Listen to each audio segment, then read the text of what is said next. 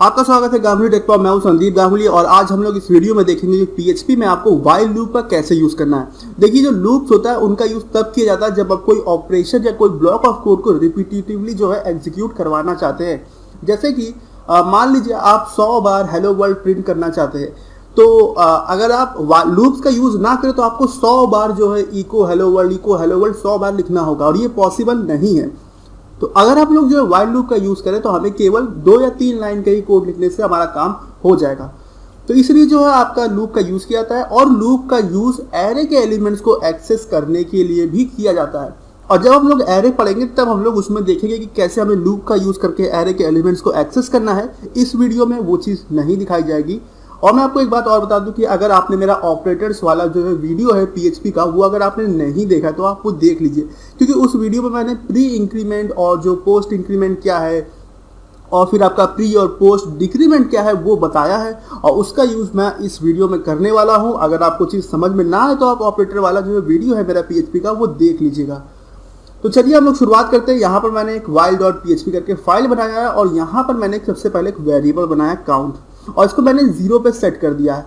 देखिए, सबसे पहले जब भी आपको व्हाइल लूप यूज करना होगा तो उससे पहले जो है आपको एक काउंट नाम का वेरिएबल बनाना होगा। यहाँ पर मैंने वेरिएबल का नाम काउंट रखा है, आप कुछ भी रख सकते हैं। ये जो वेरिएबल होता है ये बताता है कि इस लूप जो है वो कितने टाइम्स रन होगा। उसके बाद बात आती है व्हाइल लूप बनाने की। तो व्हाइल लूप बनाने के लिए आपको व्हाइल कीवर्ड लिखना है, उसके बाद आपको पैरेंथेसिस लगाना है। ये जो ब्रैकेट्स होते हैं इनको पैरेंथेसिस कहा जाता है और इस ब्रैकेट के अंदर आपको वो कंडीशन लिखनी है जो कि ट्रू होने पर ये लूप एग्जीक्यूट होना चाहिए। और यहाँ पे जो कंडीशन लिखेंगे वो बिल्कुल सेम है जैसा आप इफ स्टेटमेंट में या इफ एल्स वाले में या इफ एल्स इफ में आपने लिखा है, बिल्कुल सेम वैसा ही कंडीशन आपको यहाँ लिखना है। उसके बाद आपको ये करली ब्रैकेट्स लगाने हैं और करली ब्रैकेट्स के अंदर जो भी कोड होगा वो रिपीटेटिवली जो है आपका एग्जीक्यूट होगा। तो चलिए शुरुआत करते हैं। यहाँ पर हम लोग गए, हमने व्हाइल लिखा कीवर्ड, उसके बाद यहाँ पैरेंथेसिस के अंदर मैंने कंडीशन लिखी जब तक काउंट की वैल्यू छोटी रहे 6 से। या हम लोग वही वाला एग्जांपल लेते हैं कि 100 बार जो है हेलो पीएचपी प्रिंट हो गया, तो हमने लिखा कि काउंट की वैल्यू जब तक छोटी रहे 100 से।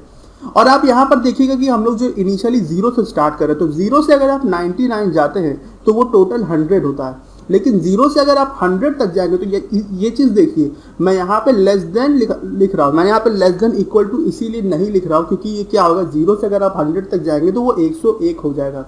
तो इसलिए अगर आप 0 से 99 जाएंगे तो 100 हो जाएगा।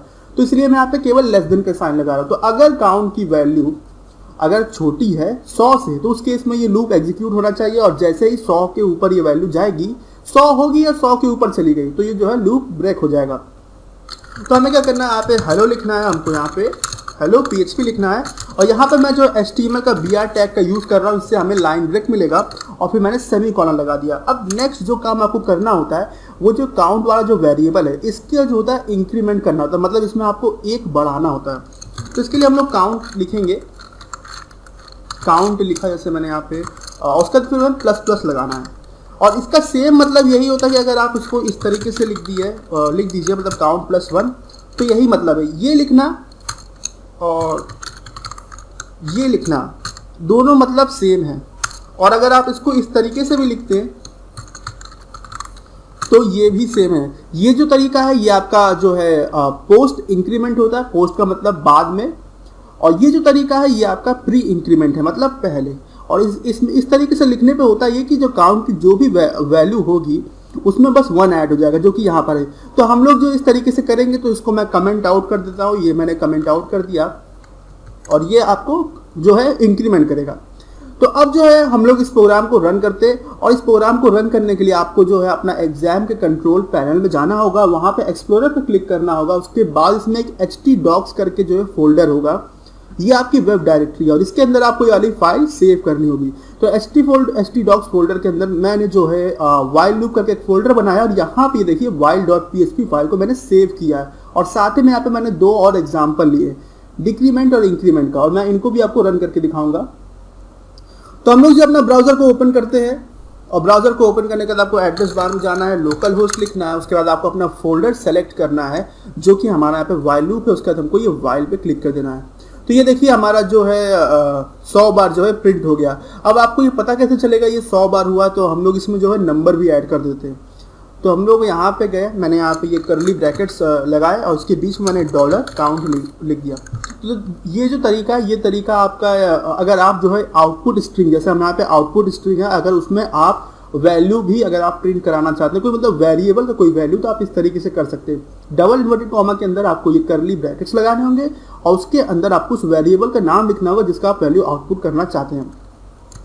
तो हम लोगों ने इसे कंट्रोल प्लस स्पेस दबा के, अरे एस दबा के, स्पेस नहीं, और कंट्रोल प्लस एस दबा के जो इस फाइल को मैंने सेव कर लिया, ब्राउजर पे गया, मैंने रिफ्रेश किया, तो यहाँ पर देखिए कुछ आ रहा है, जैसे बता रहा है लाइन नंबर 11 पे कोई एरर बता रहा है। ये क्या एरर आ रही है, जरा चेक कर ले हम लोग।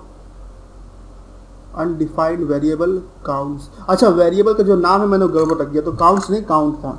फिर से हम लोग जाते रिफ्रेश करते तो ये देखिए 0 हेलो पीएचपी, 1 हेलो पीएचपी, इस तरीके से ये 99 टाइम्स तक का आपका हेलो पीएचपी आपका लिख के आ गया। तो इस तरीके से जो है आपको लूप का यूज करना है। अब जो है हम लोग इंक्रीमेंट का देखिए, आपने देख लिया हो कि इंक्रीमेंट इस तरीके से बनाना है, इसको भी हम लोग रन करते हैं। इसमें होगा ये कि ये जो HTML में जो हेडिंग टैग्स होती है H1 से लेके H6 तक, उन सबको ये प्रिंट करेगा। और आप यहाँ पर देख रहे हो कि मैंने काउंट की इनिशियल वैल्यू मैंने 1 सेट करी है, और यहाँ पे कंडीशन में मैंने लिखा कि काउंट जो है जब तक छोटा या बराबर हो 6 के तब तक ये लूप चलना चाहिए। तो आप देख रहे हो कि यहाँ पे मैंने छोटा और बराबर का सिंबल लगाया, क्योंकि मैंने काउंट को 1 से लिया, तो 1 से अगर 6 तक जाएंगे तो टोटल 6 होगा। अगर हम यहाँ पे इनिशियल वैल्यू 0 रखते तो हम यहाँ पे इक्वल वाला साइन नहीं लगाते। तो अब इसको भी रन करके देखते हैं।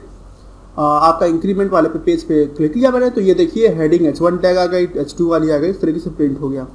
सेम इसी तरीके से डिक्रीमेंट का भी मैंने एक प्रोग्राम बनाया है, और उसमें डिक्रीमेंट में आपको 2 बार माइनस लगाना होता है, और इसका भी मतलब वही होता है कि आप यहाँ पे इस तरीके से लिख सकते हैं काउंट इक्वल टू काउंट -1।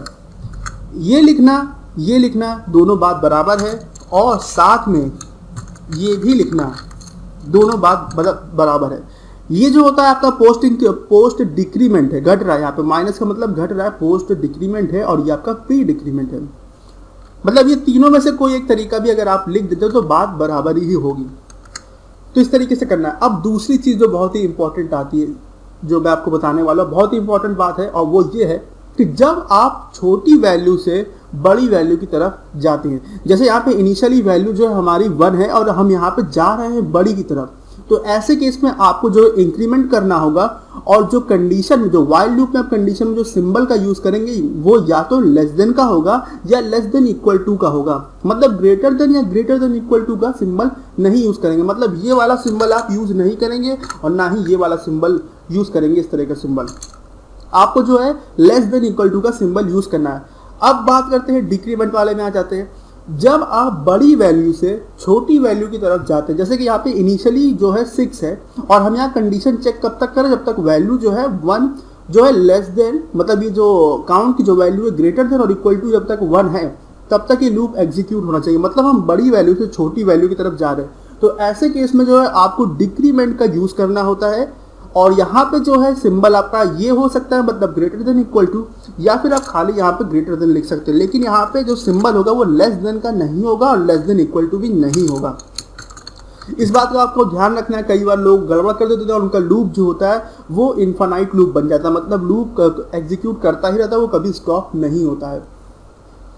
और ये जो आपका जो वाइल लूप होता है, इसको जो है एंट्री कंट्रोल लूप भी कहा जाता है, क्योंकि जैसे ही आपका प्रोग्राम का जहाँ से एंट्री होती है तो यहाँ पे कंडीशन चेक होती है। अगर ये कंडीशन ट्रू होती है तो लूप एग्जीक्यूट होता है, और जैसे ये कंडीशन फॉल्स होती है तो ये जो लूप है वो आपका स्टॉप हो जाता है। क्योंकि हम लोग डू वाइल लूप भी पढ़ेंगे, तो इसलिए मैंने आपको यहाँ बता दिया कि वाइल लूप को जो है एंट्री कंट्रोल लूप भी कहा जाता है। तो अब अगर आपका इस वीडियो से जुड़ा कोई भी सवाल हो तो आप कमेंट सेक्शन में पूछ लीजिएगा, और अगर अभी तक आपने मेरा चैनल सब्सक्राइब नहीं किया तो कर लीजिए, जिससे कि सारे फ्यूचर अपडेट्स आप तक पहुंचते रहे। और ये वीडियो देखने के लिए आपका धन्यवाद।